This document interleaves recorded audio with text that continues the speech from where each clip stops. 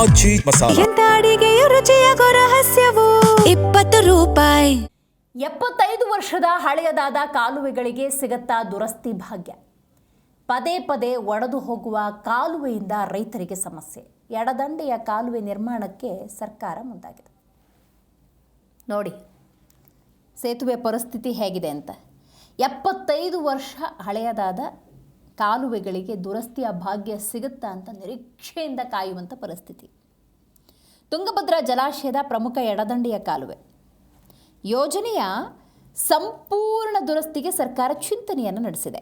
356 ಕೋಟಿ ರೂಪಾಯಿ ಹಣ ಒದಗಿಸುವಂತೆ ಸರ್ಕಾರ ಪ್ರಸ್ತಾವನೆಯನ್ನು ಇಡಲಾಗಿದೆ. ಇನ್ನು ಕೊಪ್ಪಳ ಜಿಲ್ಲಾ ಉಸ್ತುವಾರಿ ಸಚಿವ ತಂಗಳಕಿಯವರು ಈ ಬಗ್ಗೆ ಮಾತಾಡಿದ್ದಾರೆ.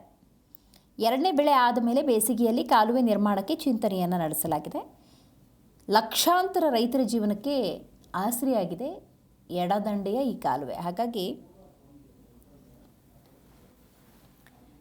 ಆದಷ್ಟು ಬೇಗ ಈ ಕಾಮಗಾರಿ ಪೂರ್ಣ ಆಗಬೇಕು ಅನ್ನೋದು ರೈತರ ಇಚ್ಛೆಯಾಗಿದೆ.